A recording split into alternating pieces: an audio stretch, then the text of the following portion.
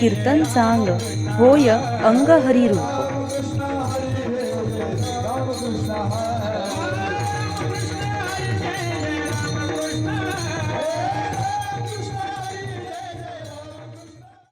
श्री सरस्वत्यै नमः. सजयति सिन्दूरवदनो देवो यत्पादपङ्कजस्मरणम् वासरमणिरिव तमसां राशिं नाशयति विघ्नानाम् अविरलमदजलनिवहं भ्रमरकुलानिकसेवित कपोलम् अभिनतफलदातारं कामेशं गणपतिं वन्दे. मूकं करोति वाचालं पङ्गुं लङ्घयते गिरिं यत्कृपातमहं वन्दे परमानन्दमाधवम्. शिवानन्दसूतं देवं सत्यधर्मप्रवर्तकं सोनाम्बा गर्भसम्भूतं गुरुं वन्दे गजाननं. गुरुं वन्दे गजाननं. गुरुं वन्दे गजाननं. नमस्ते शारदे देवी सरस्वतीमतिप्रदे वसत्वं मम जिह्वाग्रे सर्वविद्याप्रदा भव. अनेन प्रियतां देवो भगवान् जानकीपतिः श्रीरामचन्द्र पूर्वेषामस्माकं कुलदैवतम्. गुरुर्ब्रह्मा गुरुर्विष्णु गुरुर्देवो महेश्वरः गुरुः साक्षात् परब्रह्म तस्मै श्री गुरवे नमः. श्रीकृष्ण गोविन्द हरे मुरारे.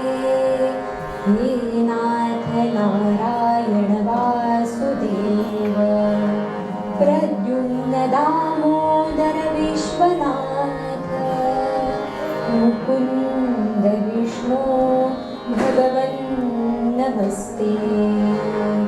सदा सर्वदा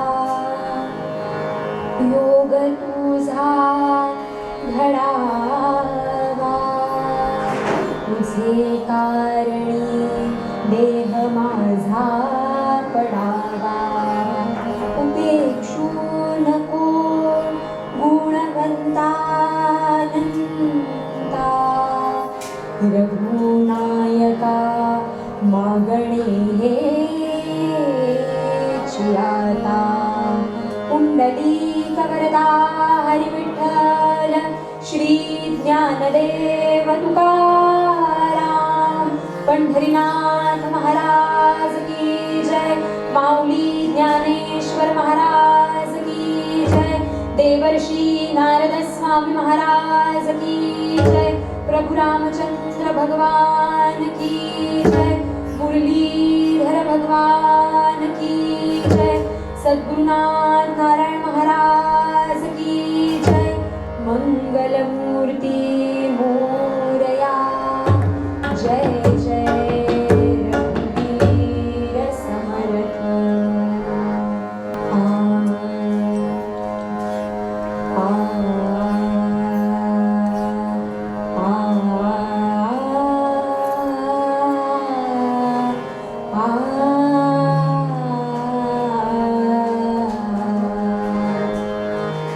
राम राम कृष्ण हरि जय जय राम राम कृष्ण हरि जय जय राम राम कृष्ण हरि.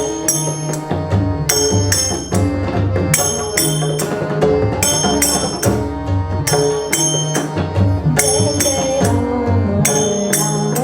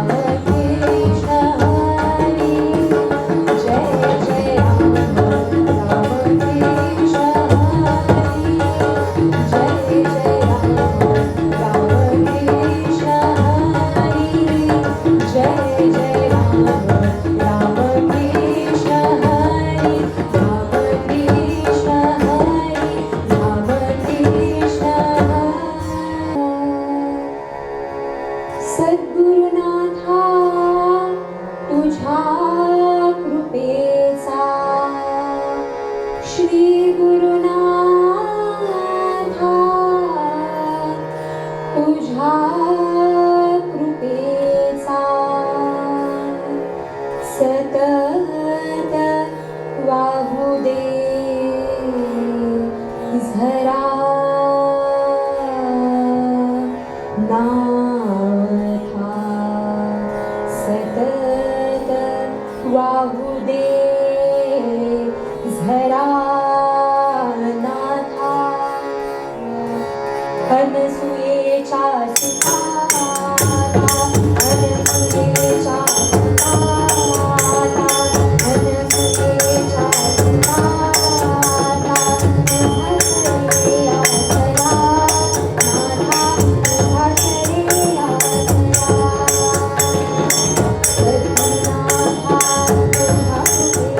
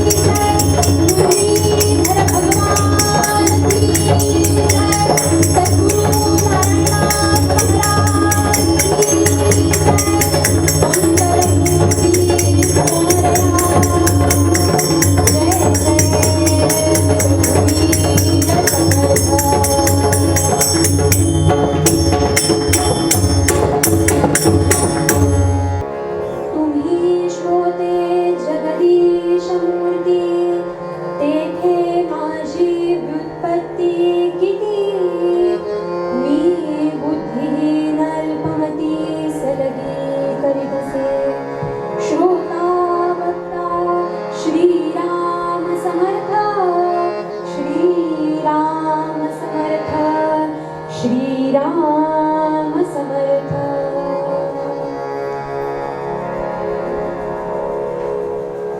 उपस्थित असलेले सर्व श्रोते, सर्वांना मनापासून वंदन करते. सर्वांच्या अंतःकरणात असलेल्या आत्मारामाला मनापासून नमस्कार करते. ज्याप्रमाणे ज्ञानेश्वर माऊलींनी आपल्याला सांगितलं, श्रवणाचे मिसे बैसावे येवोनी साम्राज्य भुवनी सुखनांदे, असं माऊलींनी सांगितलं. श्रवण भक्तीचा महिमा माऊलींनी सांगितला. आणि कीर्तन भक्ती ही नवविधा भक्तींमधली सर्वश्रेष्ठ असलेली अशी भक्ती. छान उत्सव सुरू आहे मुरलीधराचा, गोकुळाष्टमीचा उत्सव सुरू आहे. आणि या उत्सवामध्ये ते असताना सुद्धा आपण रोजच्या रोज ऑनलाईन दर्शन सगळ्यांना देतोय, जेणेकरून गर्दी होऊ नये. आणि यावर्षी भरपूर कार्यक्रम ठेवता आले नाही, पण आता सुद्धा जे कीर्तन चालू आहे ते सुद्धा आपल्या सगळ्यांना ऑनलाईन दिसणार आहे. इतकी सगळी सोय केलेली आहे ही आपल्याच काळजीपोटी, पण तरी सुद्धा हे सगळं असतानाही जी परंपरा आहे, जी प्रथा आहे, ती कुठे खंडित होऊ नये, एवढाच त्यामागचा हेतू. आणि अशी ही कीर्तन भक्ती आज आपण सगळ्यांनी मिळून मुरलीधराच्या चरणी, भगवंताच्या चरणी अर्पण करायची आहे. सगळ्यात पहिल्यांदा आल्या आल्या तुम्हा सर्वांना मनापासून वंदन करते, कारण श्रोत्यांचा अधिकार फार मोठा सांगितलाय. बरीच कीर्तनं, व्याख्यानं, प्रवचनं सगळं काही ऐकलेलं असतं आणि परिपक्व झालेले असे श्रोते, म्हणून तुम्हा सगळ्यांना आल्या आल्या वंदन करते. आणि समर्थांचा मनोबोधातला एक श्लोक निरूपणासाठी घेऊयात, काही काळ त्यावर चिंतन करूयात आणि त्यानंतर कथाभागाकडे. समर्थांनी आपल्याला काय सांगितलं हो? समर्थ म्हणताय,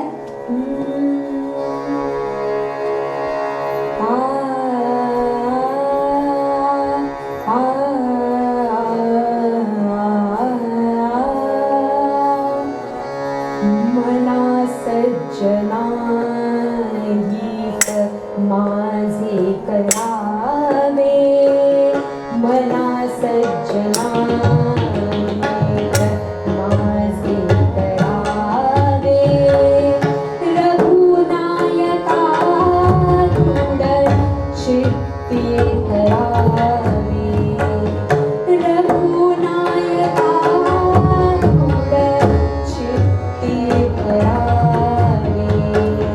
मना सज्जना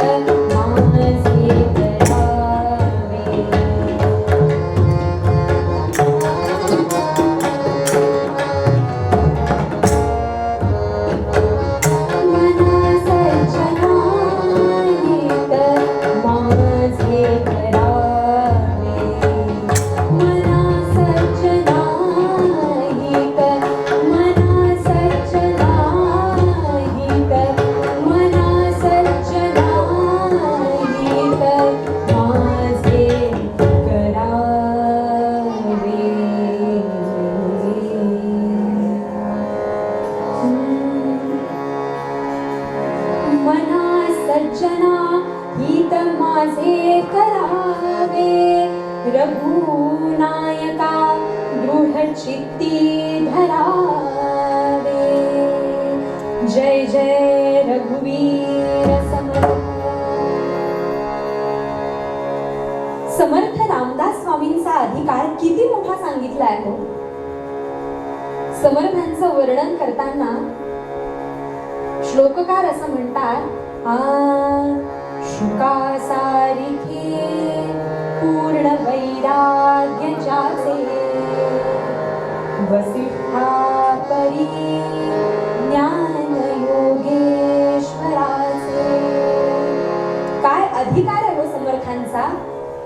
कवी वाल्मिका सारिखा मान्याईसा, नमस्कार माझा सद्गुरु रामदासा. जय जय रघुवीर समर्थ.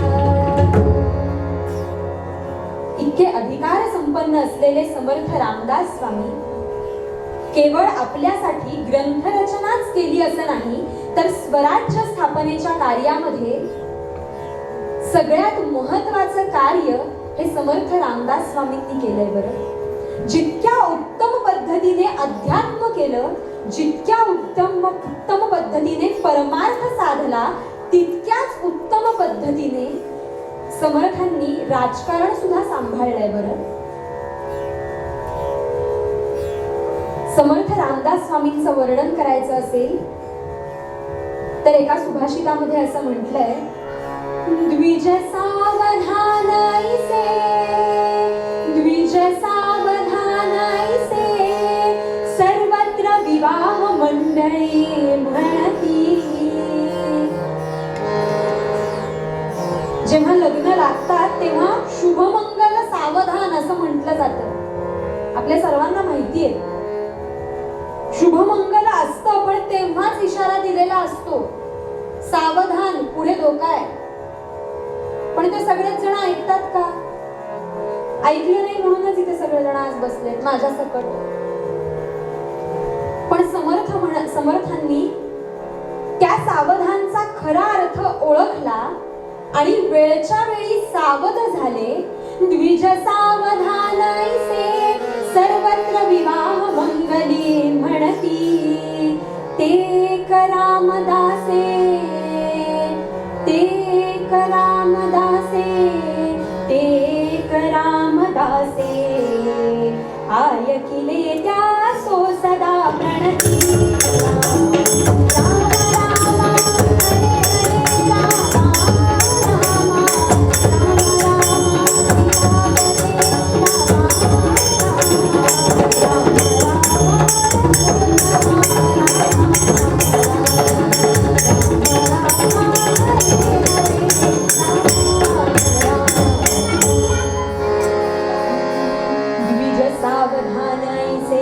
सर्वत्र विवाह मंगली म्हणती.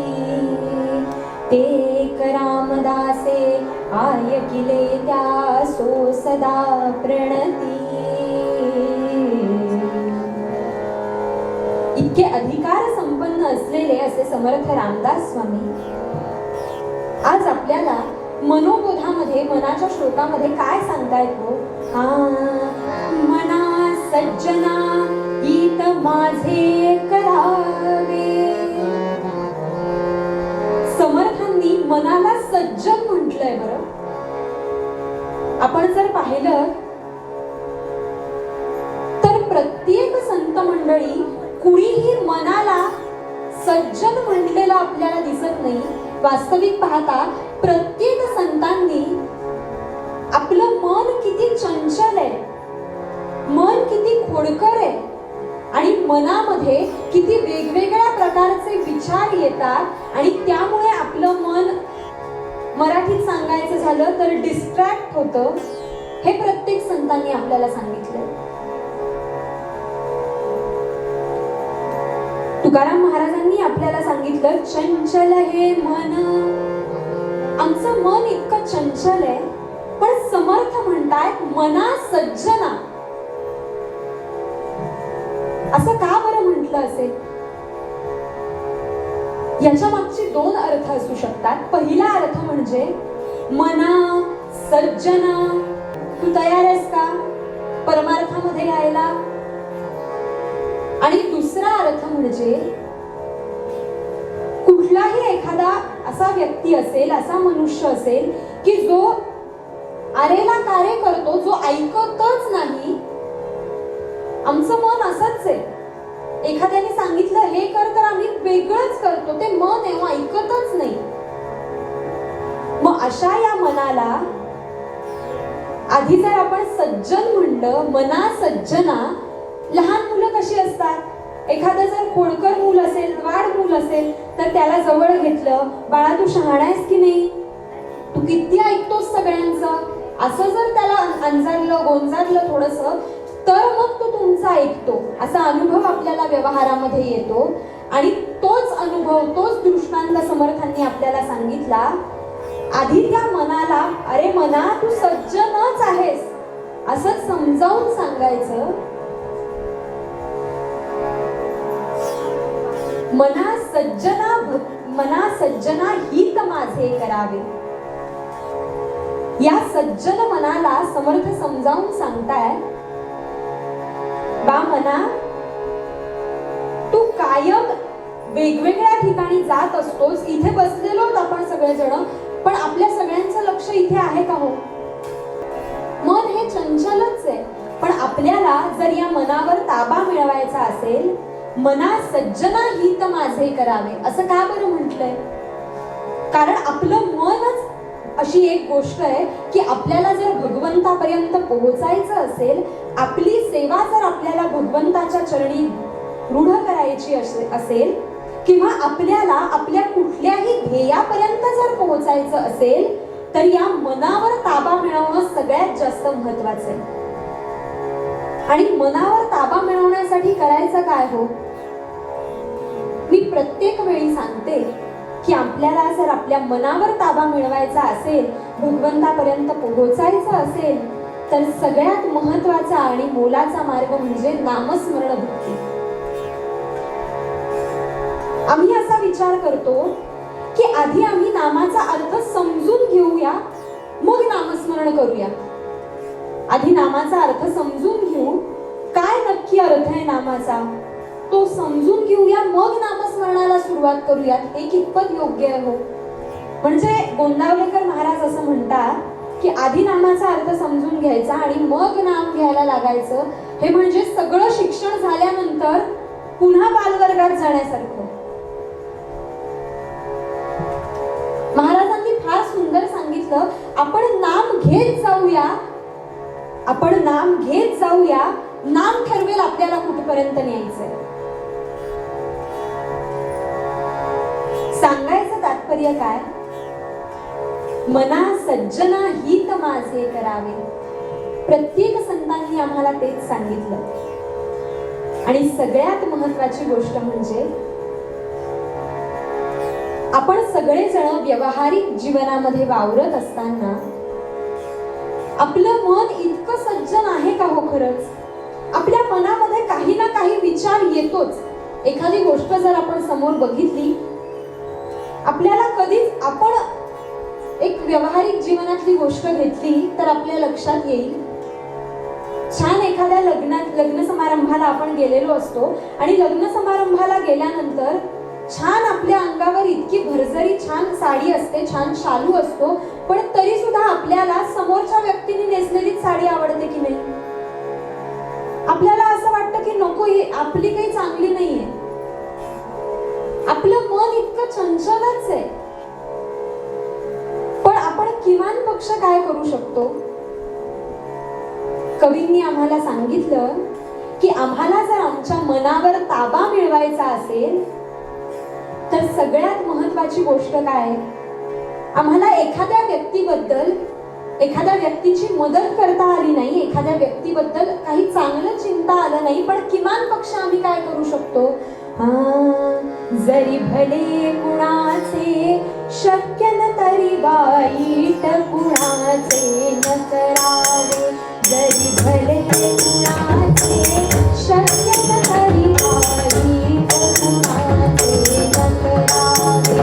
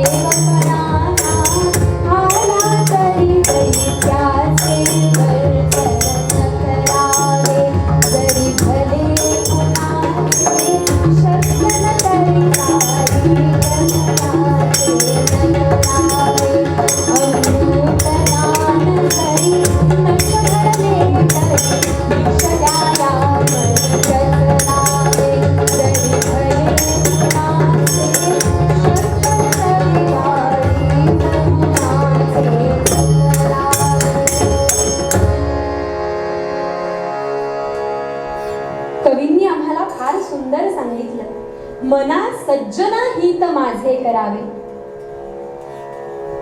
आणि मनाला शांतता देणारं, शीतलता देणारं प्रतीक म्हणजे काय हो? आज चतुर्थीचा दिवस. आज चतुर्थीच्या दिवशी आपण सगळेजण पाहता आहात की भगवान मुरलीधर चंद्रावर विराजमान झालेले आहेत. शांततेचं प्रतीक म्हणून आपण चंद्राकडे बघतो. आणि खऱ्या अर्थाने मनाला शांतता, शीतलता देण्याचं प्रतीक असं जर आपण म्हटलं तर काही वावगं ठरणार नाही. आपण नेहमी बघतो की रोज या उत्सवाच्या काळामध्ये वेगवेगळी रूपं भगवंताला दिली जातात. ही जी रूपांची परंपरा आहे श्रोते हो, ही रूपांची परंपरा कधीपासून सुरू झाली? सगळ्यात पहिल्यांदा जेव्हा या मंदिराची स्थापना झाली, गुंडराज महाराजांच्या हस्ते या मंदिराची स्थापना झाली. काही भक्त मंडळींना समवेत घेऊन महाराजांनी ही स्थापना केली. पण त्या काळी केवळ अर्धनारी नटेश्वराचं रूपच मुरलीधराला दिलं जायचं. पण खऱ्या अर्थाने ही वेगवेगळी 10 रूपं देण्याची परंपरा हे जे कृष्णहरी महाराज आहेत, या कृष्णहरी महाराजांपासून ही परंपरा खऱ्या अर्थाने सुरू झाली. आणि आपण पाहतोय की प्रत्येक रूपामागे काही ना काही महत्व आहे. आणि जर आपण रोज नीट निरीक्षण केलं तर आपल्या लक्षात येईल की प्रत्येक रूपामध्ये आपल्याला त्या भगवंताचं वेगळ्या दृष्टीने, वेगळ्या नजरेने दर्शन होतंय. आणि आपण जर काळजीपूर्वक भगवंताकडे बघितलं तर आपल्याला लक्षात येईल की आपल्या मनात जो भाव असतो ना, तोच भाव आपल्याला त्या भगवंताच्या चेहऱ्यावर दिसतो. बरं, आपण बाहेरून कुणाशी तरी भांडून आलो, काहीतरी घरी चिडचिड करून आलो आणि भगवंताचं दर्शन घेतलं तर भगवंत सुद्धा आपल्याला रागावलेलाच दिसतो. आपण जर छान प्रसन्न चेहऱ्याने भगवंतासमोर आलो, त्याच्या समोर हात जोडले तर आपल्याला सुद्धा तो छान हास्य मुद्रेमध्ये दिसतो. छान आनंदी आहे, समाधानी आहे, तृप्त आहे असं वाटतं. असा हा भगवान मुरलीधर. सांगायचा उद्देश काय? मना सज्जना हित माझे करावे. पुढे समर्थ म्हणतात, रघुनायका दृढ चित्ती धरावे, महाराज तो स्वामी वायू सुताचा, जगी धन्य तो दास सर्वोत्तमाचा. जय जय रघुवीर समर्थ. रघुनायका दृढ चित्ती धरावे. आम्हाला जर उत्तम दास व्हायचं असेल, उत्तम भक्त व्हायचं असेल तर त्याची लक्षणं समर्थांनी या श्लोकामध्ये आम्हाला सांगितलेली आहे. रघुनायका दृढ चित्ती धरावे.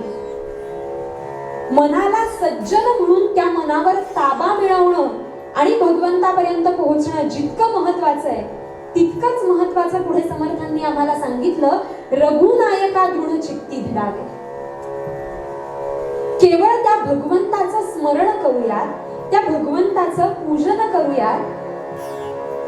जर आम्हाला त्याच्यापर्यंत पोहोचायचं असेल तर आम्ही मनामध्ये वेगवेगळे विचार आणून कधीच काही उपयोग होत नाही. समर्थ म्हणाले, रघुनायका दृढ चित्ती धरावे. मग कोण काय म्हणतंय याच्याकडे लक्ष न देता तुकाराम महाराज एका अभंगामध्ये असं म्हणतात, तीर्थ करू जाता म्हणती कावळा. लोक काहीही, आपण कसंही वागलो तरी लोक बोलणारच आहे. आपण कितपत ऐकायचं हे ठरवायचं. एखादा जर तीर्थयात्रेला निघाला तर सगळे लोक म्हणतात, बघा चाललाय पाणी आणि धोंडे बघायला, काही गरज आहे का जायची? न करिता त्याला हासता ती. आणि जर तीर्थयात्रेला गेला नाही तर म्हणायचं, काय हा माणूस, साधी तीर्थयात्रा सुद्धा करता येत नाही. अहो, बोलणारी लोक बोलणारच आहे. तो अति खाई त्याला म्हणती खादाड. एखाद्याचं खाणं छान तब्येतशीर असतं, व्यवस्थित, सकाळी 4 पोळ्या, संध्याकाळी 4 पोळ्या, किती खातो म्हणे. एखादी गोष्ट आणली बाहेरनं तर ह्याच्या समोर काढणंही चुकीचं, इतकं खातो म्हणे. आणि एखादा जर कमी खाणारा असेल तर म्हणायचं पाप्याच्या कपाळी अन्न कैसे. म्हणजे आपण कसंही वागलो तरी सुद्धा बोलणारी लोक बोलणारच आहे तो. महाराज म्हणाले आपण ठरवायचंय की आपल्याला काय करायचंय. कितीही काहीही झालं तरी आपल्या सोबत बाकी कुणीही असण्यापेक्षा आपण जे काही कर्म करतो तेच शेवटपर्यंत आपल्या सोबत येतं. अहो शेवटी गेल्यानंतर सोनं ठेवण्याची पद्धत आहे, आजकाल ते सुद्धा काढून घेतात. हो काय गरज आहे, काय करायचंय. त्याच्यामुळे शेवटी गेल्यानंतर कितीही आयुष्यभर आपण पैसा पैसा पैसा करत बसलो तरी गेल्यानंतर आपल्यासोबत इथलं काही येणार नसतं. सुभाषितकारांनी वर्णन केलं की स्वतःची पत्नी सुद्धा घरापर्यंतच असते, तिला घरापर्यंतच मर्यादा असते. नातेवाईक सुद्धा स्मशानभूमीपर्यंतच येतात, त्याच्या पुढे कोणी येतं का सोबत. कितीही प्रेम असलं मनामध्ये, कितीही सद्भावना असली, कितीही वाईट वाटलं तरी सुद्धा माझे माझे पती म्हणणारी बायको तरी जाते का हो त्यांच्यासोबत. सांगायचा उद्देश काय, शेवटी आपल्यासोबत काहीही येत नाही, आपण केलेलं कर्मच आपल्या बरोबर येत असतं. त्यामुळे समर्थ म्हणतात रघुनायका दृढ चित्ती धरावे. मी आणि माझा भगवंत, दुसरं काही नको. आमच्या व्यवहारिक जीवनातली कर्तव्य कर्म सांभाळून आम्हाला भगवंताचा परमार्थ करायचा. आपण जर प्रत्येक संतांकडे बघितलं, तुकाराम महाराज असू देत, एकनाथ महाराज असू देत, प्रत्येकाने प्रपंच सांभाळून परमार्थ साधलाय. प्रपंचात असून नसल्यासारखे होते, पण प्रपंचातली सगळी कर्तव्य पार पाडली आहेत आणि मग परमार्थ केलाय. तसा परमार्थ तुम्हाला आम्हाला जमेल का हो. आपल्याला जर स्वतःचं हित करून घ्यायचं असेल तर आपल्याला स्वतःच्या मनाला मना बा तू सज्जनच आहेस असं म्हणणं गरजेचं आहे. मनावर ताबा मिळवणं गरजेचं आहे. रघुनायका दृढ चित्ती धरावे. महाराज तो स्वामी वायू सुताचा, जगी धन्य तो दास सर्वोत्तमाचा. या गोष्टींचं जर आपण आचरण केलं, अनुकरण केलं, या गोष्टी जर आपण लक्षात ठेवल्या तर भगवंतापर्यंत जाण्याचा मार्ग फार काही लांब नाही. बरं, एके ठिकाणी असं वर्णन केलं की भगवंतापर्यंत जायचं असेल तर सगळ्यात महत्वाची गोष्ट म्हणजे सद्गुरु कृपा होणं गरजेचं आहे. का बरं ही सद्गुरु कृपा होणं गरजेचं आहे. एका काव्यामध्ये कवी असं वर्णन करतात की सद्गुरु कृपा होणं सगळ्यात महत्वाचं का, कारण सद्गुरु शिष्याला ज्याप्रमाणे आकार देतो, सगळ्यात सोपं सांगायचं म्हणजे ज्ञान मंदिराच्या प्रांगणात आणून उभं करणारे ते गुरु आणि ज्याचं मंदिर आहे तो आणि तू एकच आहात याची जाणीव करून देणारे म्हणजे सद्गुरु. कवी असं वर्णन करतात, वरी घाली तो धपाटा. सद्गुरूंची गरज काय, आपल्या आयुष्यामध्ये आपल्या जीवनामध्ये सद्गुरूंचं स्थान काय आहे. जर आम्हाला भगवंतापर्यंत पोहोचायचं असेल, समर्थ ज्याप्रमाणे म्हणाले की या मनावर आपल्याला ताबा मिळवायचा असेल, रघुनायका दृढ चित्ती धरावे, या स्थितीपर्यंत पोहोचायचं असेल तर सद्गुरू आयुष्यामध्ये असणं महत्वाचं आहे. कारण सद्गुरू काय करतात, वरी घाली तो धपाटा आता धाराचा हात, कुंभारा सारखा गुरु नाही रे जगात, कुंभारा सारखा गुरु नाही रे जगात. वरी घाली तो धपाटा आता धाराचा हात, कुंभारा सारखा गुरु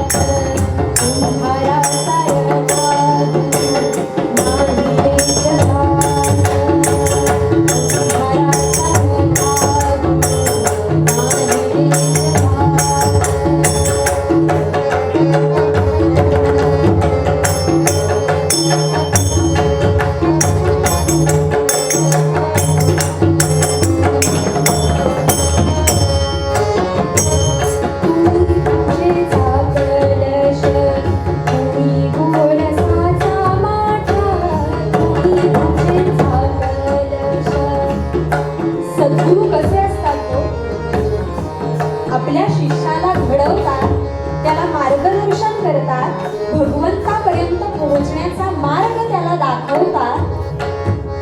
पण हे सगळं केल्यानंतर स्वतः मात्र अलिप्त राहतात.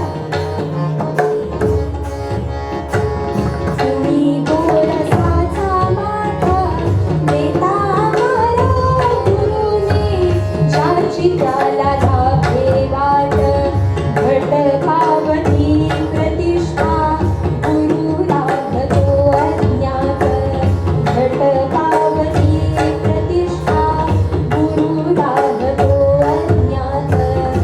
तुम्हारा सारखा गुरु नाही रे जगात, तुम्हारा सारखा गुरु नाही रे जगात.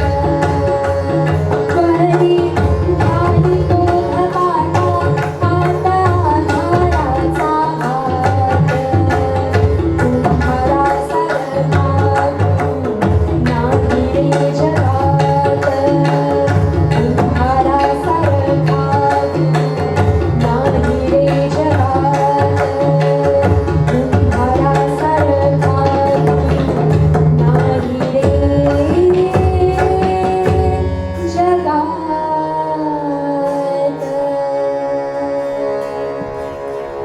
सद्गुरुनाथ महाराज की जय, मुरलीधर भगवान की जय. सांगायचा उद्देश तो काय? जर आम्हाला आमच्या ध्येयापर्यंत पोहोचायचं असेल, त्या भगवंतापर्यंत पोहोचायचं असेल, तर सगळ्यात महत्वाची गोष्ट काय? तर आमच्या मनावर आम्ही ताबा मिळवायला हवा. भगवंताचरणी तो दृढ भाव असणं महत्वाचं आहे. रघुनायका दृढ चित्ती धरावे. प्रत्येकाचा भाव निरनिराळा असतो बरं. आपल्या सगळ्यांच्या माहितीसाठी म्हणून सांगते की प्रत्येकाचा भाव कसा असतो. आज चतुर्थीचा दिवस आहे.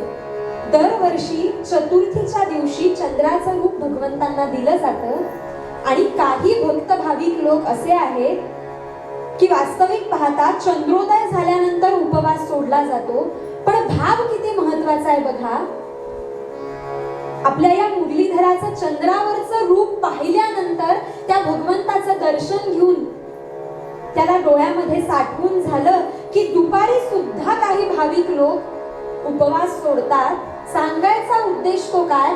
त्या भगवंताप्रती असलेला भाव सगळ्यात महत्वाचा आहे आणि तो भाव आमच्यामध्ये असणं महत्वाचं आहे. जर आम्ही भगवंताचं भरपूर नामस्मरण केलं, येता जाता भगवंताला नमस्कार केला, भरपूर माळा केल्या, भरपूर नामजप केला, पण हे सगळं करत असताना आमचं अर्ध लक्ष स्वयंपाकघरात काय चाललं असेल, काय झालं असेल, सगळं व्यवस्थित चाललंय ना, मी इथे नामस्मरण करतेय खरी किंवा करतोय खरा, पण घरी काय चाललं असेल, सगळं व्यवस्थित असेल ना, हे विचार जर मनात आले तर त्या नामस्मरणाला काही महत्व आहे का हो?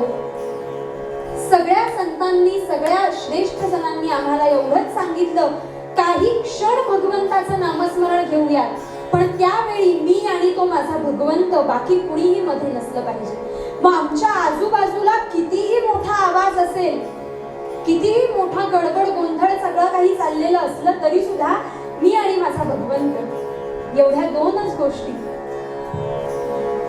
आणि या गोष्टी स्वतःच्या जीवनामध्ये या गोष्टींचं आचरण करून मना सज्जना हित माझे करावे, रघुनायका दृढ चित्ती धरावे. महाराज तो स्वामी वायुसुताचा आणि जगी धन्य तो दास सर्वोत्तमाचा. असा दास कोण होऊन गेलं हे उत्तरंगामध्ये बघूयात. तत्पूर्वी समर्थ रामदास स्वामींनी जो मूळ श्लोक सांगितला तेवढा एकच श्लोक मनामध्ये ठेवूयात.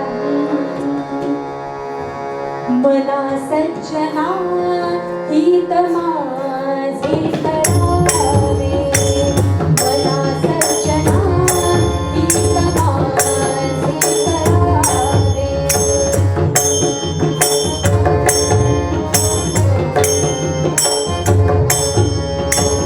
रघुनायका दृढ चित्ती धरावे, रघुनायका दृढ चित्ती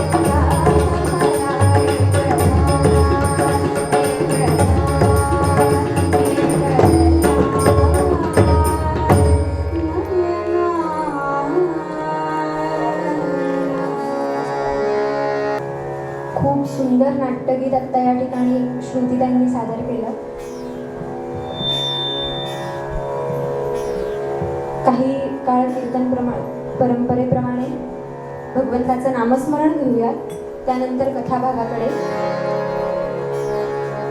मी मगाशी ज्याप्रमाणे पूर्वरंगात सांगितलं की आपल्या भगवंताची, भगवान गोपालकृष्णाची ही 10 रूपं आपल्याला या दरवर्षी उत्सवामध्ये बघायला मिळतात. एक छोटंसं काव्य त्यावर आपल्याकडे आलंय, ते वाचून दाखवते आणि मग कथाभागाकडे जाऊयात. काव्य कोणी केलंय हे नंतर सांगते, आधी वाचून दाखवते. संत मंडळींचे आराध्य दैवत, संत मंडळींचे आराध्य दैवत, मुरलीधरास भावे करुनी नमन, आळविते तव गुणगान. दशावतारी रूप मनोहर, भक्तांचे चित्त करुनी हरण, भक्तांचे चित्त करुनी हरण, आळविते तव गुणगान. प्रथम दिनीचे रूप साजिरे, मुरलीधर झुल्यावरी बैसले. प्रथम दिनीचे रूप साजिरे, मुरलीधर झुल्यावरी बैसले. आशिष देण्या सज्ज जाहले, आळविती संत मंडळी. गरुडावरी आरूढ होऊनी, करण्या भक्त रक्षणा. गरुडावरी आरूढ होऊनी, करण्या भक्त रक्षणा. येई माझा कैवारी, आळविती तव संत मंडळी. मयुरावरी स्वार होऊनी, आला गोपी नंदन. मयुरावरी स्वार होऊनी, आला गोपी नंदन. भक्तांचे करण्या मनरंजन, संत मंडळी करीती तव भजन. चित्त चकोर असा चंद्रमा, चित्त चकोर असा चंद्रमा. त्यावरी आरूढ माझा कान्हा, भुलवी सर्व जना. संत मंडळी करीती तव भजना. शेषशाही भगवान असे हा, रूप मनोहर मुरलीधराचे. संतांवर बरसो सतत तव कृपा छत्र हे. करण्यासाठी जगत कल्याण, करण्यासाठी जगत कल्याण.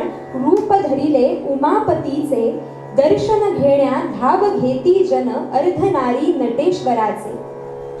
भक्तीचे रूप असे राधा, भक्तीचे रूप असे राधा. याविण मनुष्य जन्माची ही आधा, याविण मनुष्य जन्मची आधा. या राधेला आळवुनी, सदैव भक्तांना दे भीक भक्तीची. सिंहासनाधीश्वर रूप गोजिरे, भक्तांस नेई मुक्तिपदत्वरे. राजाच असे तू अखिल ब्रह्मांडाचा, नतमस्तक तुझ पुढती परिवार असे कायम संतांचा. घोंगडीवाल्या कृपाकर मजवरी, घोंगडीवाल्या कृपाकर मजवरी. सदैव ठेव मज तुझी या चरणावरी. हीच अखंड कृपा असू द्या आम्हावरी, हीच कृपा अखंड असू द्या आम्हावरी. मुरलीधर भगवान की जय, मुरलीधर भगवान की जय, मुरलीधर भगवान की जय. नाट्यगीत आत्ता या ठिकाणी श्रुतीताईंनी सादर केलं.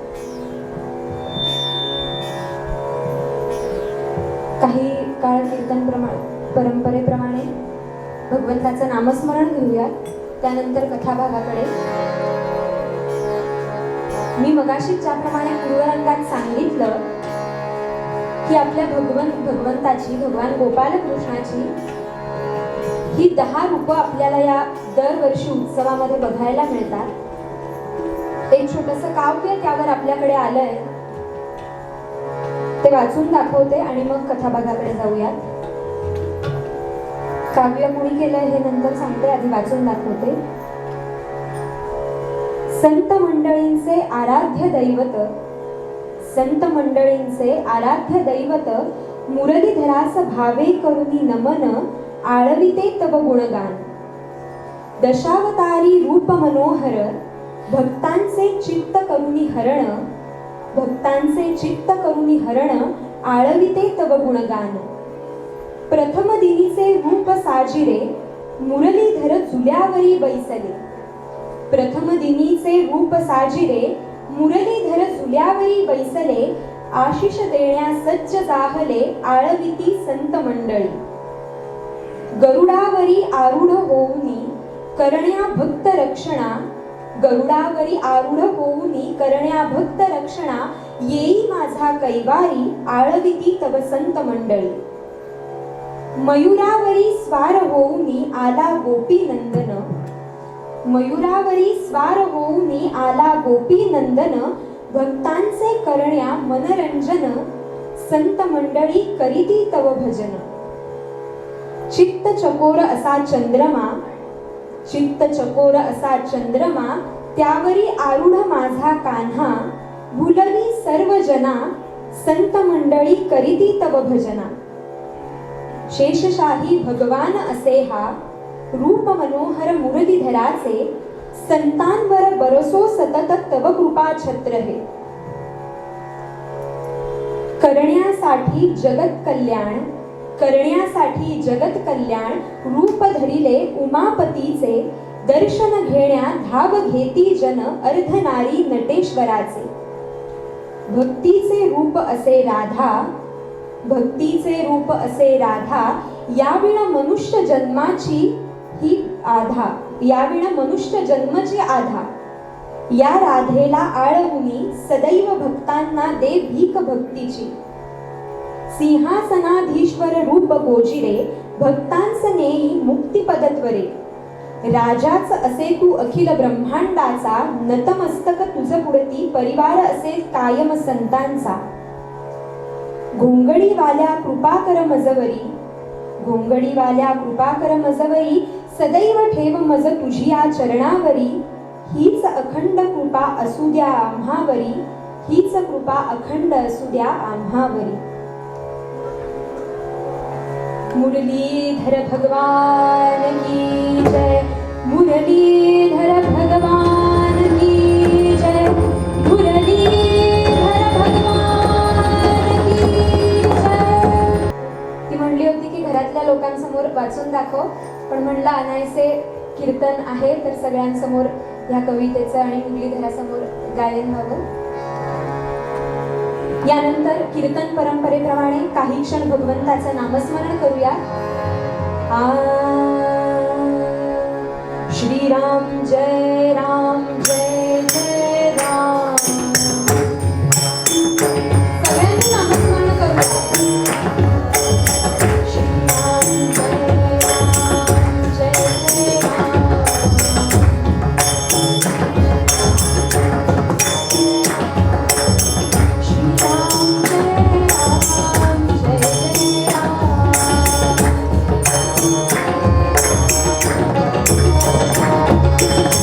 श्री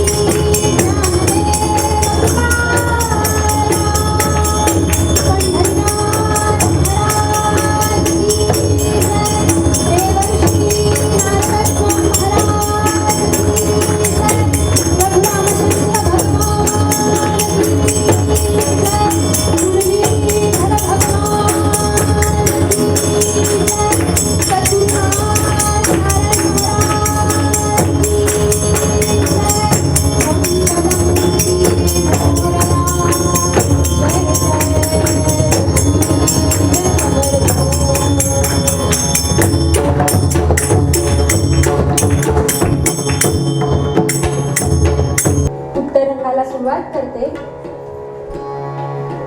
हीन भाग्य मी काळ कंठिते, हीन भाग्य मी काळ कंठिते, वेळ जावया ग्रंथ वाचिते, गुरुजी सांगती त्यात श्रीहरी, देई दर्शना दुःख तो हरी. असं म्हणून ग्रंथ वाचतीये. विचारावं कुठला ग्रंथ वाचतेस? एकनाथी भागवत वाचतीये. वा, ग्रंथाची निवड छान केलीस, पण जे वाचतीयेस त्यातलं काही कळतंय का? जे वाचतीयेस त्यातलं काही कळतंय का? हिने सांगावं. मला वाचायला सांगितलंय, मी वाचत जातीये, पण कळत काहीच नाही हो. खूप प्रश्न पडतात. ह्याचा अर्थ काय, ह्याचा अर्थ काय, ह्याचा अर्थ काय, खूप प्रश्न पडतात, पण विचारायचं कुणाला? आयुष्यात माझं असं म्हणावं, आपलं असं म्हणावं असं कोणीच नाही. लहानशी पोर 12-13 वर्षांची वैधव्य प्राप्त आणि म्हणतीये की आपलं असं म्हणावं असं जगात कुणीच नाही. विचारायचं तर कुणाला विचारायचं? यांनी सांगावं, ग्रंथाची निवड छान केलीयस, वाचत जा, पण समजल्याशिवाय पुढे जाऊ नकोस. अर्थाविण पोथी वाचू नये, समर्थ म्हणाले. जर आपल्याला एखाद्या गोष्टीचा अर्थ कळला नाही तर त्यामध्ये पुढे जाण्यात काय अर्थ आहे हो? समर्थ म्हणाले, धान्य उदंड मोजिले, परी त्या मापे नाही भक्षिले, विवरिल्या म्हणे तैसे झाले प्राणी असे. धान्य उदंड मोजिले, इकडची रास तिकडं, मापट्याला एक कण पण नाही हो. काही उपयोग आहे का? अर्थ समजल्याशिवाय पुढे जाऊ नको. सांगावं, जा बरं, जा आतून जाऊन जरा भिक्षा घेऊन ये. तिने काय गहू तांदूळ जे काही असेल ती भिक्षा आणावी, झोळीत अर्पण करावी, नमस्कार करावा आणि न राहून एक प्रश्न विचारला, महाराज मला अर्थ समजत नाहीये, पण अर्थ समजावून सांगणारा सद्गुरू कधी भेटेल? त्यांनी सांगावं, अगं सद्गुरू भेटायचा नसतो, सद्गुरू करायचा नसतो, सद्गुरू मिळायचा असतो. सत्कर्म परिपाकांते भवेत सद्गुरु दर्शन. जेव्हा आपल्या चांगल्या कर्मांचा, सत्कर्मांचा परिपाक होतो, तेव्हा सद्गुरु स्वतः आपल्याकडे चालत येतात. अशी रचना करतो तो ईश्वर. त्याच्यासाठी कुठे जायची गरज नसते. एवढं सांगितलं आणि ही पुन्हा ग्रंथ वाचनाला बसलीये. पण आता ग्रंथ वाचनामध्ये लक्ष लागत नाहीये, कारण नुसती वाचतीये पण अर्थ कशाचाच कळत नाहीये. विचारायचं कुणाला? म्हणून ग्रंथ बाजूला ठेवून दिला. पुन्हा ग्रंथ उघडला, वाचायला सुरुवात केली. पुन्हा तेच व्हावं, वाचत जातीये पण कळत मात्र काहीच नाहीये. विचार केला आज काही ग्रंथ वाचन पूर्ण होणार नाही, ग्रंथ बाजूला ठेवला आणि जेवण वगैरे आटोपल्यानंतर कुलपुरोहितांच्या घरी आली आहे. कुलपुरोहित म्हणजे कुळाचं पुढचं हित बघणारे, कुळाचं पुरं हित करणारे नाही. कुलपुरोहितांकडे आली. दुपारची वेळ, जेवण वगैरे झाल्यावर हे छान बंगलीवर बसले. लांबूनच बघितलं वेणा आली आहे, सात्विक मुलगी आहे म्हणून उठून उभे राहिले. वेणे, का आलीस ग, काय काम आहे? हिने सांगावं, तुम्ही मला सांगितलं एकनाथी भागवताचं वाचन कर. वाचन करतीये पण अर्थ कशाचाच कळत नाहीये. तो अर्थ मला समजावून सांगाल का? त्यासाठी मी तुमच्याकडे आली. यांनी सांगावं, अगं जर मला कळत असतं तर तुला सांगितलं असतं का? मी फक्त सांगितलं वाचत जा. वाचता वाचताच अथा तो ब्रह्म जिज्ञासा, वाचता वाचताच तू वाचत जा, कधी ना कधी अर्थ नक्की कळेल. एवढं सांगावं ही घरी आली. घरी आल्यानंतर मनामध्ये एकच विचार की ज्यांनी आपल्याला हे सांगितलं ते तर आपले सद्गुरू नसतील ना? ते पुन्हा भेटतील का? पुन्हा येतील का भिक्षा मागायला? पुन्हा आले ना की त्यांना मी थांबवीन, त्यांना विचारीन याचा अर्थ काय, याचा अर्थ काय, याचा अर्थ काय, त्यांना विचारीन.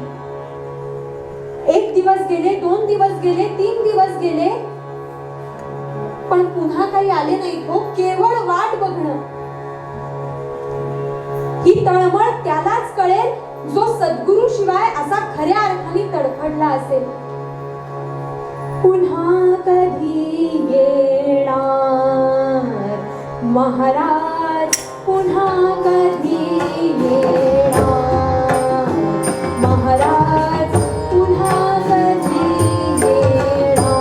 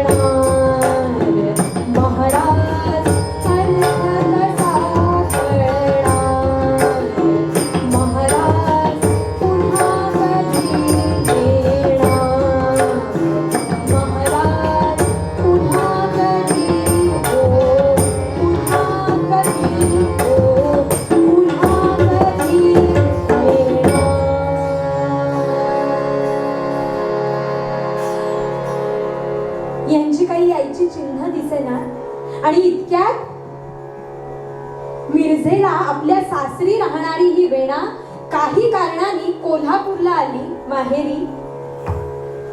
आणि कोल्हापूरला आल्यानंतर रोज संध्याकाळी यांच्या कुटुंबाचा नियम होता बरं.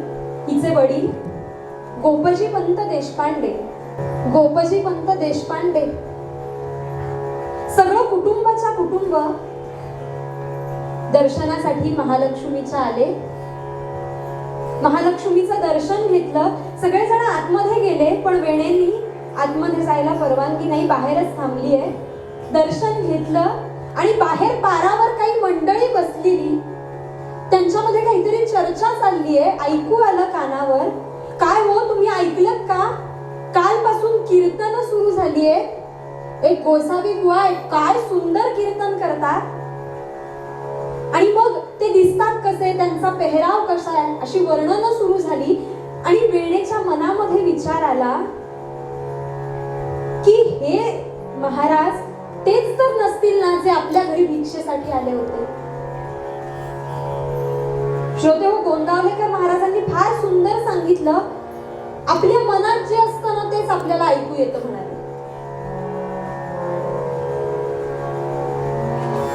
त्यामुळे ठरवलं की आज रात्री काहीही झालं तरी कीर्तनाला यायचं. बाबांना सांगितलं, बाबा आज रात्री कीर्तनाला यायचं का? आणि त्या दिवशी रात्री सगळं कुटुंबाच्या कुटुंब सगळेजण मिळून कीर्तनाला आले. लांबूनच बघितलं आणि इतका आनंद झाला. हेच ते महाराज आहेत जे आपल्या घरी आले होते. आणि समर्थांचं कीर्तन चालू आहे. काय कीर्तन आहे हो समर्थांचं? हो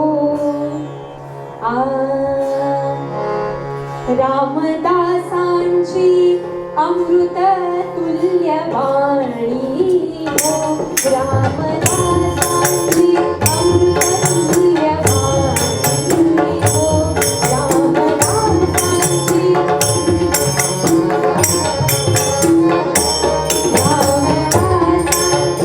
अमृत तुल्य वाणी, हो श्रवणी पडता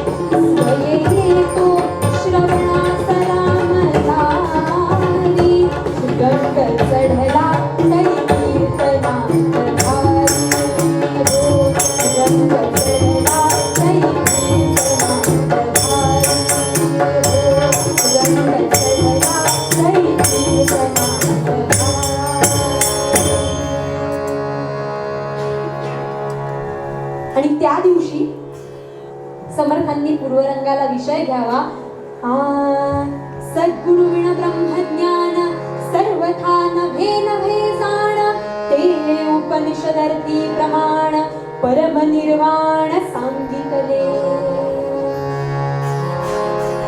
त्या सद्गुरु शिवाय भगवंताची प्राप्ती नाही. प्रत्येक नियमाला अपवाद असतात खरं, पण हा नियम असा आहे की सद्गुरु शिवाय भगवंतापर्यंत पोहोचणं नाही. एवढं सांगितलं. कीर्तन झालं, सगळ्यांनी नमस्कार केला समर्थांना आणि आपापल्या घरी परत आले. घरी परत आल्यानंतर वेणेंनी आपल्या वडिलांना सांगावं, बाबा आमच्या घरी भिक्षेसाठी जे सद्गुरु आले होते ना, जे महाराज आले होते ते हेच होते बरं का. माझी अशी इच्छा आहे की त्यांचा अनुग्रह घ्यावा. तिच्या वडिलांनी सांगावं, वेणे अगदी माझ्या मनातलं बोललीस बरं, आपण उद्याच जाऊन त्यांना भेटूया. आणि दुसऱ्या दिवशी कीर्तन संपल्यानंतर या मंडळींनी समर्थांना भेटावं, मनातली इच्छा सांगावी. समर्थ म्हणाले, अहो माझ्या हातात काय आहे, इच्छा पूर्ण करून घेणारा तो भगवंत आहे.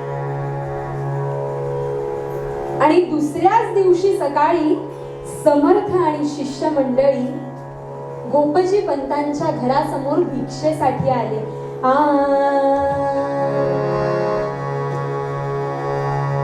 भिक्षेसाठी सगळेजण आले, उभे राहिले समोर येऊन. असे हो जया अंतरी भाव तैसा, वसे हो तया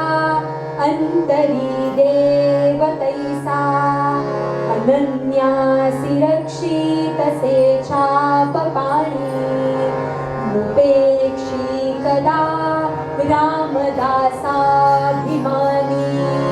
जय जय रघुवीर समर्थ.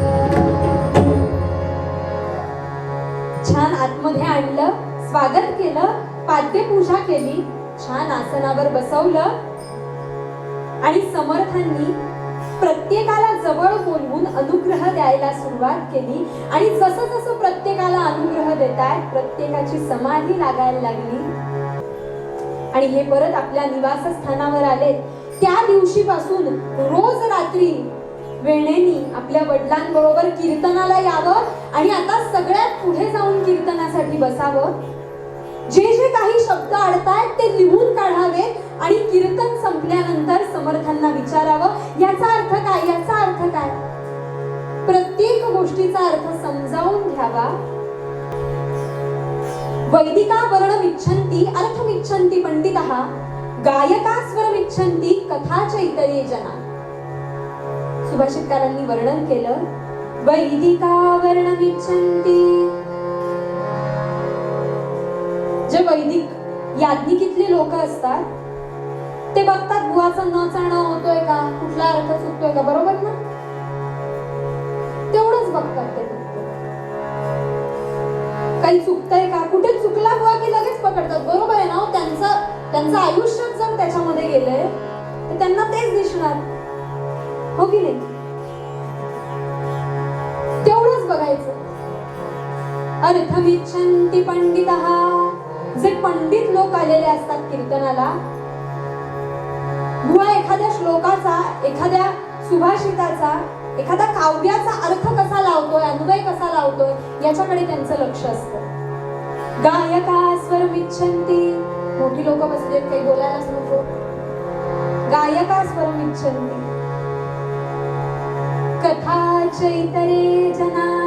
आणि बाकीची सगळी साधी सुधी लोक आलेली असतात. छान, आमचं काही म्हणणं नाही, आम्ही फक्त कथा ऐकायला आलोय. अशी सगळ्या प्रकारची लोक कीर्तनासाठी आलेली. आणि लोकांची बोलायला सुरुवात झाली. लोक बोलायला लागली. काय म्हणे बाई रोज पुढे येऊन बसतात कीर्तनाला,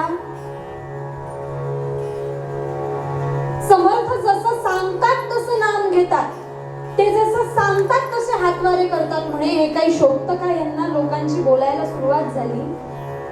एका कवींनी फार छान वर्णन केलंय. आम्हाला लोकांना, कुठल्याही लोकांना मनाची वृत्ती कशी असते बघा. कितीही चांगली गोष्ट असली ना, त्याच्यामध्ये सगळं चांगलं आहे म्हणाले, फक्त एवढं नसतं ना, ते जरा बरं झालं असतं. हा प्रत्येकाचा स्वभाव असतो. कवी वर्णन करतात, बुरा बुरा ना कोई रूप या रंग से कहलाता है, बुरा ना कोई रूप या रंग से कहलाता है, ये दृष्टिभेद है जो दोष गुण बदलाता है. कोई कमल की कली ढूंढता है कीचड़ में, कोई कमल की कली ढूंढता है कीचड़ में, और किसी को चांद पे भी दाग नजर आता है. ते चंद्र सगळा छान आहे म्हणाले, तेवढा डाग नको होता. अरे बाकीचं बघ ना, तेवढा डागच दिसणार.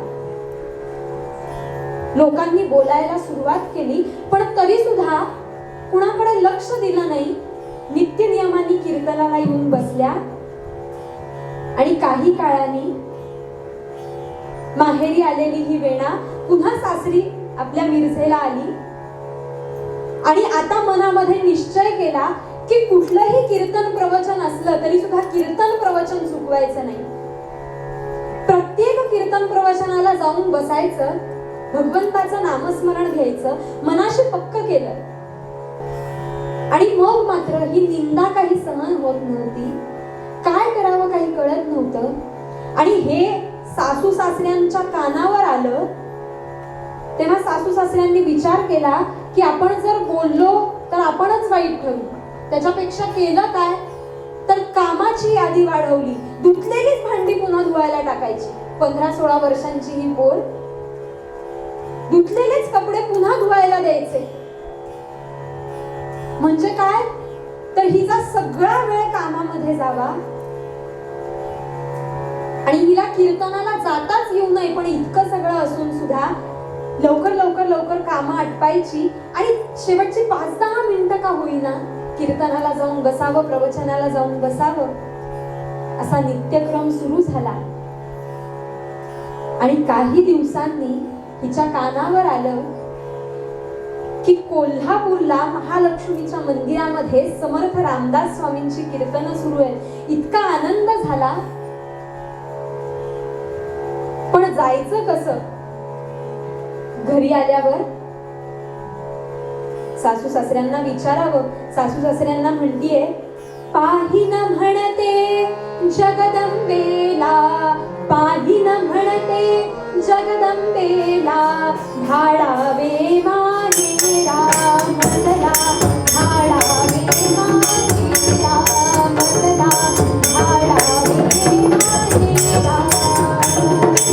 पाहिन म्हणते जगदंबेला, पाहिन म्हणते जगदंबेला, धाडावे माहेरा मधला, धाडावे माहेरा.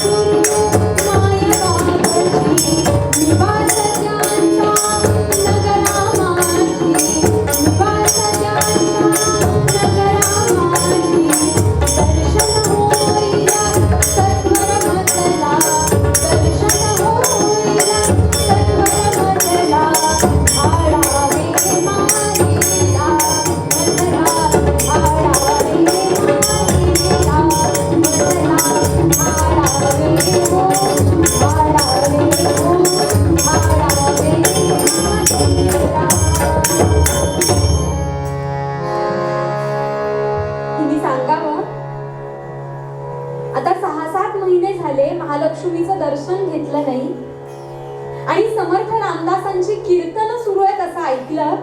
असा विचार करतीये की कोल्हापूरला माहेरी जाऊन येऊ का जरा. सासू सासऱ्यांनी विचार करावा. जायचं म्हणतीये तर जाऊ दे. हिची जी कीर्तन प्रवचनाची थेरं चालू आहेत ना, ही जरा आई वडिलांना कळाली की मग जरा शांत होईल म्हणाले. असा विचार केला आणि कधी जातीये, कशी जातीये, बरोबर कुणी आहे का, काही द्यायचंय का, काहीही विचारलं नाही. जायचंय, जा म्हणाले. दुसऱ्या दिवशी सकाळी सकाळी निघाली. मिरज ते कोल्हापूर 6-7 तासांचा पायी प्रवास आहे, जास्त काही फार लांब नाहीये. आली चालत चालत चालत. दुपारची वेळ, दुपारच्या वेळी अचानक मुलगी कशी काय आली म्हणून थोडासा आनंद झाला आणि आश्चर्यही वाटलं आई बाबांना. घरामध्ये आणलं आणि संध्याकाळच्या वेळेला पुन्हा कीर्तनाला हजर झाली आणि पुन्हा तिचा नित्यक्रम सुरू झाला. रोज समर्थांच्या कीर्तनाला जावं, बसावं, कीर्तन ऐकावं. पण लोकांची निंदा काही संपत नव्हती. श्रोते हो, धगधगत चरित्र आहे वेणा स्वामींचं. आता थोडक्यात सांगायचा प्रयत्न करतेय. किती निंदा सहन करावी हो. वय काही फार नव्हतं, 16-17 वर्षांचं वय. येऊन बसावं, प्रत्येकाचं ऐकून घ्यावं, पण आता निंदा सहन व्हायला का? तर समर्थांच्या कीर्तनातनं टॉनिक मिळत होतं, अध्यात्माचं, परमार्थाचं टॉनिक मिळत होतं. त्याच्यामुळे आता निंदा सहन व्हायला लागली होती. मी मगाशी ज्याप्रमाणे पूर्वरंगात सांगितलं की आपण कसेही वागलो तरी निंदा करणारे लोक आपल्या आजूबाजूला आहेतच. तुकाराम महाराज ज्याप्रमाणे म्हणतात, मगाशी मी सांगितलं, तीर्थ करू जाता म्हणती कावळा, न करिता त्याला हासतात. त्यामुळे आता निंदा सहन व्हायला लागली होती. रोज कीर्तनाला यावं, बसावं. पण एक दिवस ही वेणा समर्थांच्या समर्थांचं कीर्तन झाल्यानंतर मनामध्ये विचार करावा की समर्थांना मला बाकीची लोक बोलतायत, या सगळ्या गोष्टी प्रपंचातलं दुःख सांगण्यापेक्षा मला तुमच्या बरोबर घेऊन चला हे सांगणं जास्त योग्य ठरणार नाही का? ज्यांना राम भेटला, ज्यांना रामाचं दर्शन झालं, त्यांना रामाचं दर्शन घडवा असं मागायचं का प्रपंचामध्ये सुख द्या असं मागायचं? हे आपलं आपण ठरवायचं बरं. असा मनामध्ये विचार केला. कीर्तन संपल्यानंतर जरा वेळ थांबली, समर्थांच्या चरणावर डोकं ठेवलं आणि नकळत डोळ्यातनं अश्रू यायला लागले, अश्रुधारा वाहायला लागल्या आणि समर्थांनी त्या अश्रुधारांच्या गरमपणावरून ओळखलं की हे सुखाश्रू नाहीयेत, हे दुःखाश्रू आहेत. सद्गुरू कसे असतात बघा. जसं ब्रह्मदेव लग्न ठरताना नवरा बायकोच्या गाठी स्वर्गात जसं बांधतो ना, तसंच गुरु शिष्याच्या गाठी सुद्धा बांधतो बरं. ओळखलं आणि म्हणावं, वेणे काय झालं ग? काही हवंय का तुला?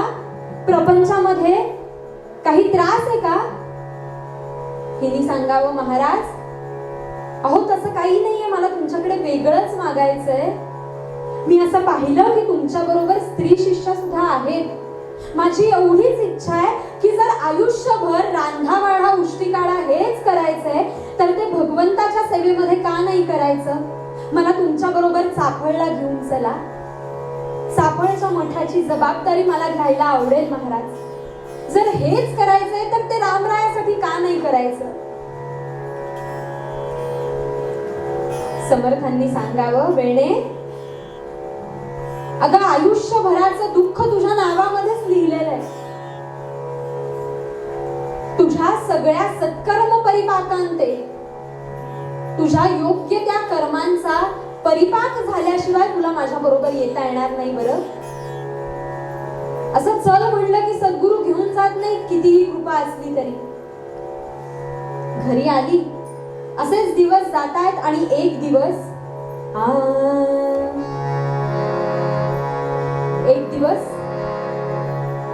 काही गावातली लोक या गोपजी पंतांकडे आली आणि सांगतात, कुटाळ सांगती पित्यास कन्या तुमची पळवायास, गोसाव्याच्या एकांतास काल आम्ही ऐकिले. काही माणसं घरी आली आणि सांगावं, गोपजी पंत अहो ऐकलत का? तुमची वेणा 2-3 दिवसापूर्वी कीर्तन झाल्यानंतर समर्थांना एकट्यामध्ये भेटली. लोकांनी काही अर्थ काढावे. गोपजी पंत म्हणतात, अहो सद्गुरू आहेत, ते तिचे गुरु आहेत, काही प्रश्न असतील, अडचणी असतील म्हणून भेटली असेल. लोकांनी विचार केला, अजून काही परिणाम झालेला नाहीये म्हणून अजून सांगावं, अहो एवढंच नाही, पुढे काय झालं तुम्हाला माहितीये का? हिने म्हणावं, मला तुमच्या बरोबर घेऊन चला. आणि समर्थ सुद्धा म्हणाले, हो मी तुला माझ्या बरोबर घेऊन चलतो. अहो तुमच्या मुलीला पळवून नेतोय तो गोसावी, जरा लक्ष ठेवा म्हणाले. उद्या काही झालं तर आम्हाला सांगू नका, आमच्याकडे मदत मागायला येऊ नका असं सांगावं. आणि गोपजी पंतांनी हाक मारली, वेणे आधी बाहेर ये. वेणा बाहेर आली. सगळं ऐकलं होतं दारामागून. वडिलांनी सांगावं, तुला जो काही परमार्थ करायचा आहे तो आजपासून 4 भिंतींच्या आतमध्ये करायचा, अजिबात बाहेर पडायचं नाही. या घराचा उंबरा ओलांडलास तर बघ. पण हिने मनाशी ठरवलं होतं की आता पूर्ण वेळ त्या भगवंतासाठी द्यायचा. म्हणून वडिलांच्या नकळत बाहेर जायची. आणि एक दिवस आई वडिलांनी दोघांनीही ठरवलं, कधी दिलं माहिती नाही, कशातनं दिलं कल्पना नाही, पण जन्म दिलेल्या आई वडिलांनी आपल्या स्वतःच्या सख्ख्या मुलीला विष दिलं. आता बास, लोक फार बोलायला लागली आहेत, करणार काय? काही काळाने वेळेला काही कळत नाहीये की आपल्याला काय होतंय. खोलीमध्ये आली, पडून राहिली शांतपणे. गरगरत होतं, काहीतरी विचित्र वाटत होतं, पण काय होतंय काही कळत नव्हतं, कुणाला सांगताही येत नव्हतं. शांतपणे पडून राहिली आणि डोळे उघडले इतक्यात अख्ख्या खोलीमध्ये इतका प्रकाश आला आणि त्या प्रकाशातनं समोर समर्थ सद्गुरू रामदास स्वामींचं दर्शन झालं. समर्थ म्हणाले, वेणे उठ, काळजी करू नकोस. तुला यायचंय ना माझ्या बरोबर चाफळला, मी तुला घेऊन जायला आलोय. बाहेर आई वडिलांनी ऐकावं, ही काहीतरी एकटीच विचित्र बडबडतीये, म्हणजे आता शेवटची वेळ जवळ आलीये. सगळ्या लोकांना सांगितलं, चला आता तयारी करा म्हणाले. काय करावं हो, कंटाळले होते हिच्या वागण्याला. आणि मग नीट लक्षपूर्वक ऐकलं तर आतून 2 आवाज येत आहेत हे लक्षात आलं. दार उघडलं आणि पाहिलं तर समर्थ रामदास स्वामी समोर आहे. समर्थांचे पाय धरले, नमस्कार केला. समर्थांना म्हणावं, चुकलं हो आमचं, आम्हाला माफ करा, आम्हाला माफ करा. समर्थ म्हणताय, आता ही तुमची मुलगी राहिलेली नाही. विष देऊनी मारी आली, विष देऊनी मारी आली, मेली आता तुमची वेणा. आता ही तुमची वेणा राहिलेली नाही, बरं झाली श्रीरामाची. माझ्या बरोबर मी हिला घेऊन चाललोय रामाच्या सेवेसाठी. समर्थ चाफळला घेऊन आलेत वेणा स्वामींना.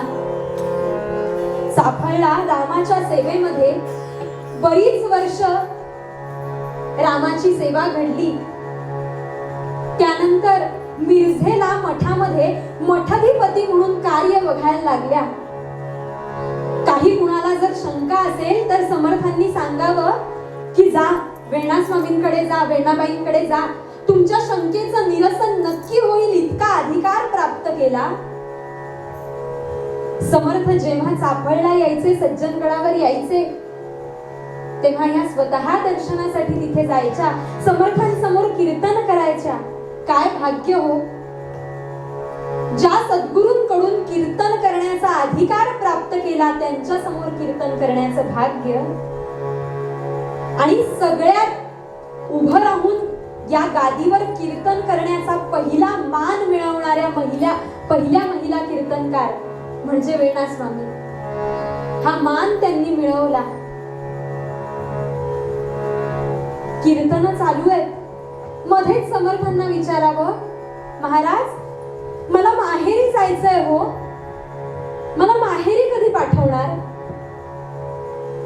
पण वेणा स्वामींना कुठलं माहेर म्हणायचंय हे समर्थांना माहिती होतं. माये विण माहेर. आणि तो दिवस आला. सकाळी समर्थांनी सांगावं, वेणे आज मला तुझं कीर्तन ऐकायचंय, आज मला तुझं कीर्तन ऐकायचंय. काय भाग्य हो, समर्थांसमोर याआधी कितीतरी कीर्तन केलेली, पण स्वतः सद्गुरूंनी सांगावं, वेणे आज मला तुझं कीर्तन ऐकायचंय. कीर्तनाला उभ्या राहिल्या. संध्याकाळची वेळ. सीता स्वयंवर आख्यान लावलं आणि पूर्वरंगाला अभंग घेतलाय. बंध विमोचन राम माझा, बंध विमोचन राम. पूर्वरंगाला अभंग घेतला. बंध विमोचन राम माझा, बंध विमोचन राम. भाव भक्तीच्या सुलभ साधनी पुरवी सकल ही काम. सकल ऋषी मुनी गाती जयासी एकची तो निष्काम. सद्गुरु कृपया ओळखिला जो कौसल्येचा राम. आणि शरण ही वेणा आत्मा रामा पावली पूर्ण विराम.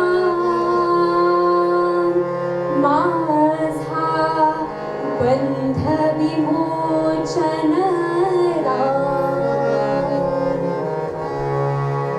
पूर्वरंगाला अभंग घेतला. बंध विमोचन राम माझा बंध विमोचन राम. शरण ही वेळा आत्मा रामा पावली पूर्ण विराम माझा बंध विमोचन राम. कीर्तन छान झालं. खाली वाकून समर्थांना नमस्कार करायला लागली. खाली वाकली ते पुन्हा उठण्यासाठी नाही.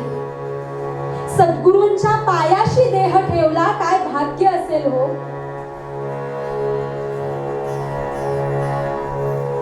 आणि वेळा पावली पूर्ण विराम. हा जर पूर्ण विराम प्राप्त करायचा असेल आमच्या आयुष्यामध्ये, त्या पूर्ण विरामापर्यंत आम्हाला पोहोचताच येत नाही. कारण आमच्या आयुष्यामध्ये अर्धविराम, स्वल्पविराम, उद्गारवाचक चिन्ह, प्रश्नचिन्ह एवढे असतात की आम्हाला त्या पूर्ण विरामापर्यंत पोहोचताच येत नाही. पण आमच्या आयुष्यामध्ये जर आम्हाला पूर्ण विराम मिळावं असं वाटत असेल तर समर्थ ज्याप्रमाणे सांगतात तेवढा एकच आशय मनामध्ये ठेवूयात.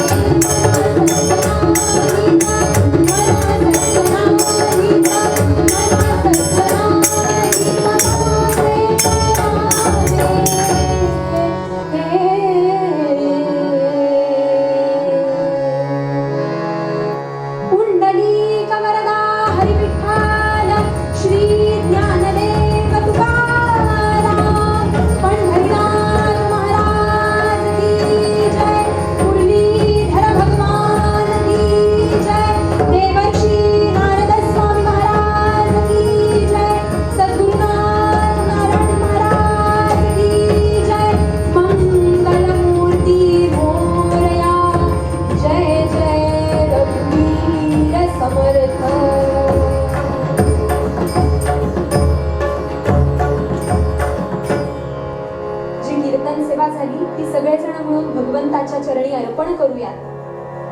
जे काही चुकलं ते सगळं माझं, जे काही बरोबर आहे ते माझ्या गुरूंचं आणि सद्गुरूंचं, जे काही गुरूंकडून शिकले ते प्रामाणिकपणे आपल्या समोर मांडण्याचा प्रयत्न केला. ज्याप्रमाणे तुकाराम महाराज म्हणतात, वेडे वाकुडे गाईन परी तुझाच म्हणवीन, साळुंकी मंजुळ बोलत असे वाणी, बोलविता धनी मात्र वेगळाची. या न्यायाने जी काही कीर्तन सेवा झाली ती भगवंताच्या चरणी अर्पण करूयात. उत्तम असे साथीदार लाभले त्याबद्दल त्यांचे आभार मानणार नाही तर त्यांच्या ऋणात राहणं पसंत करीन. आणि ही सेवा भगवंताच्या चरणी अर्पण करूयात. आणि जे मागणं तुकाराम महाराजांनी मागितलं ते मागणं सगळेजण मागूया. साईलीला चॅनलचे आपल्या ठिकाणी रोज हे दादा येतात आणि रोज साईलीला चॅनलवर आपल्याला लाईव्ह दर्शन मिळतंय. म्हणजे आपल्याला नंतर केलेलं दर्शन रात्री वगैरे असं नाही, लाईव्ह आपल्याला त्या वेळेला दर्शन मिळतं, त्या वेळेला सगळे कार्यक्रम ऐकायला मिळतात. त्याबद्दल साईलीला चॅनलचे खूप मनापासून आभार मानते. आणि जे मागणं तुकाराम महाराजांनी मागितलं ते मागणं मागूया. हे चिदान देगा देवा तुझा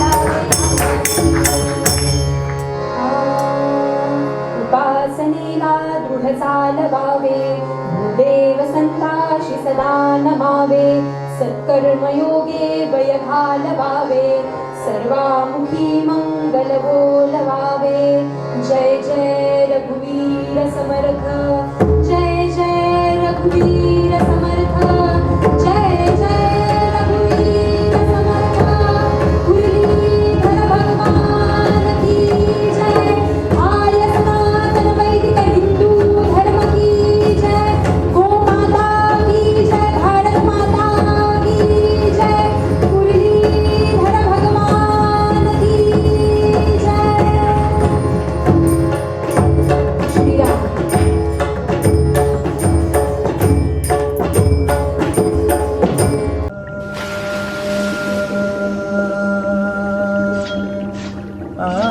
साई लीला एक आध्यात्मिक सहवास.